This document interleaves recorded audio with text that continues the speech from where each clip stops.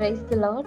The best wishes to you and your family members in the name of God. దేవుని నామమునకు మహిమ కలుగును గాక. దేవుని నామం పేరట మీకును మీ కుటుంబ సభ్యులందరికీ శుభాభివందనములు. ఈరోజు దేవుని వాగ్దానము. Today God's promise. నన్ను ప్రేమించు వారిని నేను ప్రేమించుచున్నాను. నన్ను జాగ్రత్తగా వెతుకువారు నన్ను కనుగొందురు. సామెతలు గ్రంథం 8వ అధ్యాయం 17వ వచనం. I love those who love me, and those who seek me diligently find me. The book of Proverbs chapter 8 verses 17. క్రీస్తునందు ప్రియమైన సహోదరి సహోదరులారా, ఈ ఉదయకాల సమయమున దేవుడు నీతో నాతో మనందరితో తెలియజేస్తున్నాడు.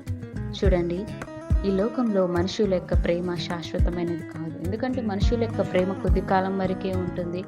మనుషుని యొక్క హృదయం ఎలా ఉంటుందంటే స్వార్థంతోనూ కుళ్ళుతోనూ లేదా అనేక చెడు ఆలోచనలు కలిగి ఉంటుందండి. అది కొద్ది కాలం వరకు ఆ ప్రేమలు పైకి చూపిస్తారు, మరలా వారి హృదయం అనేది కఠినమైపోతుంది. కానీ దేవుని యొక్క ప్రేమను తెలుసుకున్న వారు నిజమైన ప్రేమను కలిగి ఉంటారు. ఇతరుల పట్ల ప్రేమాభిమానాన్ని చూపిస్తున్నారు. దేవుని తెలుసుకున్న వారు, దేవుని వెంబడించేవారు, దేవుని యొక్క లేఖనాలను చదువుకొని దేవుని యొక్క వాక్యానుసారమైనటువంటి జీవితాన్ని కలిగి ఉన్న వారి హృదయం ఎలా ఉంటుందంటే దేవుని ప్రేమించే వ్యక్తులు కాబట్టి వారు కూడా మనలను ప్రేమిస్తారు, మనలను ఆశీర్వదిస్తారు, మనకెంతో సహాయం చేస్తారు, ఆహారం ఇస్తారు, వస్త్రాలు ఇస్తారు. దేవుడు వారి రూపంలో మనకు సహాయం దయచేస్తాడండి. చూడండి, దేవుడు ప్రేమ కలిగిన వాడు, ఆయన నమ్మదగిన దేవుడై ఉన్నాడు. మనము ఆయనను సేవించి నడుచుకున్నట్లయితే, ఆయనను వెంబడించినట్లయితే దేవుడు మనకు ఆసీనుడుగా ఉంటాడు. మన ప్రతి అవసరమును తీర్చడానికి దేవుడు మనకు ఎదురుగా ఉంటాడండి.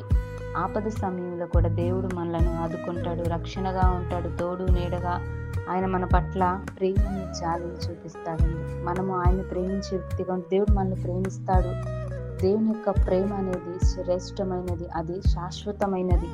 అటువంటి ప్రేమాభిమానాలు మనం కూడా కలిగి దేవుని ప్రేమించే వ్యక్తులుగా ఉంటూ మన యొక్క పాత రోజు జీవితాన్ని మార్చుకొని దేవుని యొక్క పాదాల చెంత చేరినట్లయితే దేవుడు తప్పకుండా మన యొక్క లోపాలను, మన యొక్క పాపపు సంబంధమైనటువంటి అన్నిటి నుంచి దేవుడు మనలను పరిశుద్ధపరిచి దేవుడు మన జీవితాన్ని మారుస్తాడు, మన జీవితాన్ని కడతాడు. కుటుంబాల్లో కానీ, సంఘాల్లో కానీ, లేదా మీరు ఉద్యోగం చేసే దగ్గర కానీ, లేదా ఇంకెక్కడైనా పనిచేసే దగ్గర కానీ దేవుడు నిన్ను ఒక మంచి ఉన్నతమైన స్థాయిలోను మంచి పేరుని దయచేస్తాడు. కనుకని దేవుని ప్రేమించే వ్యక్తులుగా ఉండాలి, ఆయనను వెంబడించాలి. ఆయనకు ఇష్టం లేని బట్టి చెడ్డ కార్యాలు కానీ చెడ్డ తలంపులు కూడా మన జీవితాల్లోనికి రాకుండా దేవుని ప్రేమను, దేవుని యొక్క సాత్వికమును మనం కలిగి ఉండాలి. దేవుడి కొద్ది మాటలను మనందరి జీవితాలలోనూ ఆశీర్వాదకరంగా జరిగించును గాక.